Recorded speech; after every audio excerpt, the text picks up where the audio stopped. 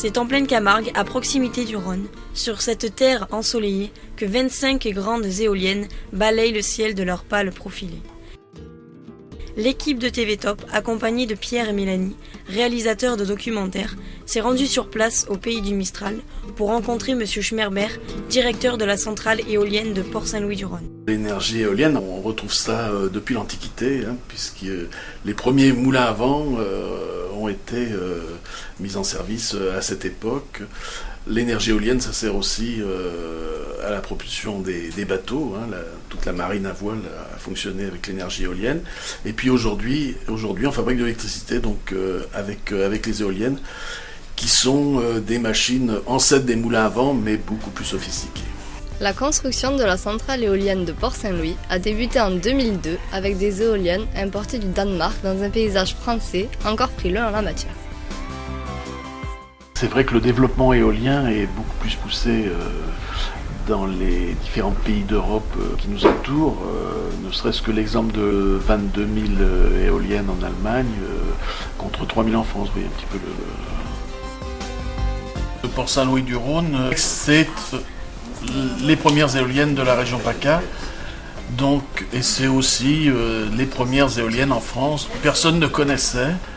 Ce qu'il faut bien voir à Port-Saint-Louis, c'est qu'on est entouré d'usines plus ou moins polluantes, et souvent plus que moins. Donc les éoliennes représentaient la petite partie écologique qui satisfaisait tout le monde. L'énergie éolienne est une énergie issue du vent. Ici, l'énergie éolienne est produite et transformée en énergie électrique avant d'être transportée jusque dans les foyers.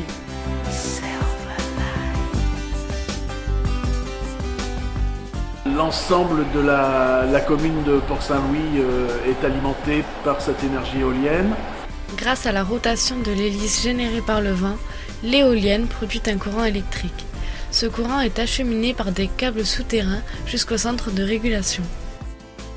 Il est alors converti par des transformateurs à une tension de 63 000 volts avant d'être injecté sur le réseau EDF qui le transporte vers les foyers. Cette centrale produit l'électricité nécessaire à la commune de Port-Saint-Louis et au-delà. L'excédent alimente le bassin de Fos-sur-Mer. Mais concrètement, M. Schmerber, comment ça fonctionne? Donc on a 50 mètres d'échelle à grimper. On arrive en se tordant un peu à rentrer dans ce qu'on appelle la nacelle. Cette nacelle, elle est remplie d'appareillage. Au bout, on a donc l'hélice. Ici, il y a ce qu'on appelle le multiplicateur qui permet d'augmenter la vitesse entre l'hélice et la génératrice ici. Alors c'est le moteur qui produit le courant. L'électricité produite par les éoliennes a une tension de 20 000 volts et transportée sur plusieurs kilomètres jusqu'au poste électrique. C'est dans ce poste que se trouve le cerveau de la centrale. Ici on est dans un poste électrique classique, que ce soit les éoliennes ou que ce soit une autre source d'énergie. On a ce poste électrique qui est nécessaire.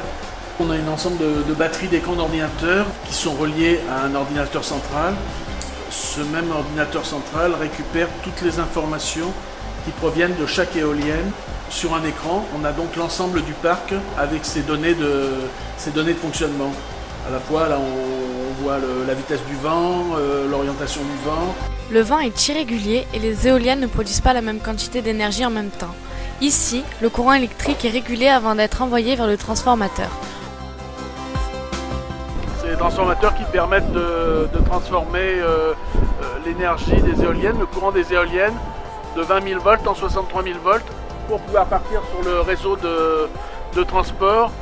L'électricité en France est à plus de 75% d'origine nucléaire et souvent présentée comme plus productif et donc moins cher. Le nucléaire, ça consomme de l'uranium qu'il faut enrichir et puis des déchets qu'il faut garder des millions d'années.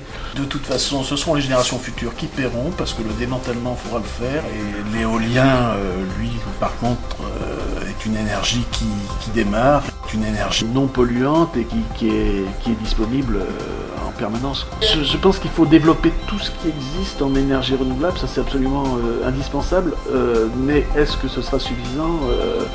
Pour l'instant, on est vraiment dans l'interrogation, dans l'expectative.